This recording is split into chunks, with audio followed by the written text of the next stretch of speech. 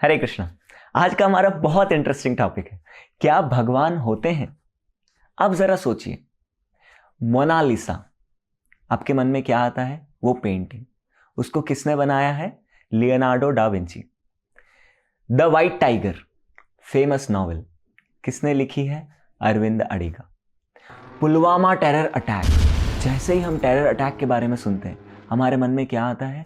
किसने करवाया? जैश ए मोहम्मद। ताजमहल, शाहजहां। देखिए, जैसे ही हम किसी क्रिएशन के बारे में सुनते हैं इमीडिएटली हमारे मन में आता है कि क्रिएटर कौन है। इसी तरह से आप ये ब्यूटीफुल पीसेस ऑफ आर्ट देखिए जो नेचर में प्रेजेंट है। इन पीसेस को देखिए, देखिए कितनी जबरदस्त सिमेट्री है, कितना ब्यूटीफुल कलर कॉम्बिनेशन है। किसने बनाया? Who is the artist? Who is the creator? सब कुछ बाय चांस हो रहा है इस दुनिया में? एक और एग्जांपल लेते हैं, स्पेस टेक्नोलॉजी। एक आर्टिफिशियल सैटेलाइट, उसकी क्या साइज होती है? अराउंड एन एयरप्लेन की साइज होती है। वो आर्टिफिशियल सैटेलाइट बहुत सालों की मेहनत से बनाई जाती है और उसके बाद उसे अर्थ से भेजा जाता है कोई स्पेसिफिक पर्पस के लिए। जैसे कि एक वेदर फोरकास्टिंग सैटेलाइट है, तो इंडिया में श्रीहरिकोटा से वो सैटेलाइट लॉन्च की जाती है। उसके बाद अर्थ के चारों तरफ उसको एक पर्टिकुलर ऑर्बिट में भेजा जाता है और इंडिया के टॉप साइंटिस्ट्स उस सैटेलाइट को 24 आवर्स मॉनिटर कर रहे होते हैं। क्या मॉनिटर कर रहे होते हैं? उसका ओरिएंटेशन, उसकी स्पिन, उसकी वेलोसिटी, उसके ऑर्बिट डी के करेक्शंस, अर्थ और सैटेलाइट के बीच में डिस्टेंस। अगर सैटेलाइट थोड़ी सी दूर चली गई तो अर्थ से कंट्रोल चला जाएगा, थोड़ी पास आ गई तो अर्थ में आके गिर जाएगी। उसमें हीट कितना डिसिपेट हो रही है, इतनी सारी चीजें परफेक्ट ब्रेन्स उसको अर्थ से मॉनिटर कर रहे होते हैं। इसी तरह से आप एग्जाम्पल से समझिए, हम खुद एक सैटेलाइट पे हैं। अर्थ, ये धरती भी एक सैटेलाइट है। किसकी सैटेलाइट है? सन की। अर्थ का वेट कितना है? 6 × 10⁻21 मेट्रिक टन्स। यहां एक छोटी सी आर्टिफिशियल सैटेलाइट को अर्थ के चारों तरफ घुमाने के लिए इतने पावरफुल ब्रेन साइंटिस्ट की जरूरत है। और अर्थ जैसी heavy satellite 1,05,000 kilometres per hour की स्पीड से सन के चारों तरफ घूम रही है। क्या उसको कंट्रोल करने के लिए कोई ब्रेन की जरूरत नहीं है?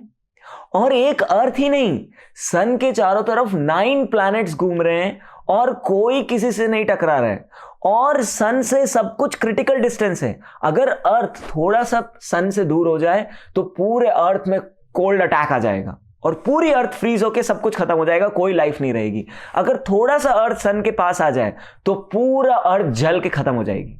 लेकिन क्या अभी ऐसा हो रहा है? नहीं। और ये एक प्लैनेटरी सिस्टम ही नहीं, इस यूनिवर्स में अनलिमिटेड गैलेक्सीज हैं और अनलिमिटेड गैलेक्सीज में अनलिमिटेड मूवमेंट्स हो रहे हैं और सब कुछ परफेक्टली चल रहा है। क्या जब एक छोटी सी सैटेलाइट को मेंटेन करने के लिए इतना पावरफुल क्रिएशन और ब्रेन चाहिए, तो इतना वास्ट सोलर सिस्टम को मेंटेन करने के लिए कोई ब्रेन नहीं चाहिए? क्या आपका लॉजिकल माइंड इसको एक्सेप्ट करता है? क्या सब कुछ हवा में चल रहा है? एक और एग्जांपल लीजिए, most sophisticated computer in the universe. आप जानते हैं सबसे ज्यादा सोफिस्टिकेटेड कंप्यूटर कौन सा है? Human brain. जब आर्टिफिशियल सुपर कंप्यूटर बनाने के लिए इतने पावरफुल माइंड्स की जरूरत पड़ती है, तो क्या ये ब्रेन ऑटोमेटिकली बन गया? किसी ने तो इसको क्रिएट किया है। So who is the creator, जिसे हम सिंपल लैंग्वेज में गॉड कहते हैं। अब देखिए, हमारे नेचर के अराउंड कितने सारे लॉज परफेक्टली वर्क हो रहे हैं। लॉ ऑफ ग्रेविटी, न्यूटन को क्रेडिट जाता है ग्रेविटी को डिस्कवर करने के लिए, मगर न्यूटन के पहले भी ग्रेविटी तो एग्जिस्ट करती थी। ये लॉ किसने बनाया है? हम देखते हैं कि ट्रैफिक में एक लॉ है, रेड लाइट पे रुकना है, ग्रीन लाइट पे जाना है, तो वो लॉ मेकर है ट्रैफिक पुलिस डिपार्टमेंट। इसी तरह से हम देख रहे हैं थर्मोडायनामिक्स का लॉ इस वर्ल्ड में एक्ट हो रहा है, ऑप्टिक्स का लॉ एक्ट हो रहा है, एरोडायनामिक्स का लॉ एक्ट हो रहा है, फिजिक्स के कितने सारे लॉज इस वर्ल्ड में चल रहे हैं। Who is the law maker? Simple, coding means coder. अगर किसी चीज को कोड किया गया है मतलब कोई कोडर है। अब साइंटिस्ट वर्ड यूज करते हैं डीएनए कोडिंग, जेनेटिक कोडिंग। हमारी कोडिंग की वजह से, इस डीएनए की वजह से हम अपने पेरेंट्स से मैच होते हैं। कोई बच्चा पैदा होता है तो बोलते हैं ना, अरे मम्मी पे गया है, अरे पापा पे गया है। क्यों? पापा मम्मी ने मिलकर कोडिंग की? नहीं। तो जब कोडिंग है तो कोडर कहां है, ये क्वेश्चन है। तो सिंपल है, coding means coder, laws means law maker, and this creation means creator, जिसे हम भगवान कहते हैं। तो दोस्तों, आप बोलेंगे कि चलो मान लिया कि सब कुछ भगवान से आया है, सब कुछ भगवान ने बनाया है, लेकिन भगवान को किसने बनाया? इस टेक्निकल सवाल का टेक्निकल जवाब देंगे टेक्निकल प्रभु जी अपने अगले वीडियो में। तो अगले वीडियो पे जाने से पहले सब्सक्राइब बटन पे फुल चढ़ाइए और बाजू वाली घंटी को जोर से बजाइए।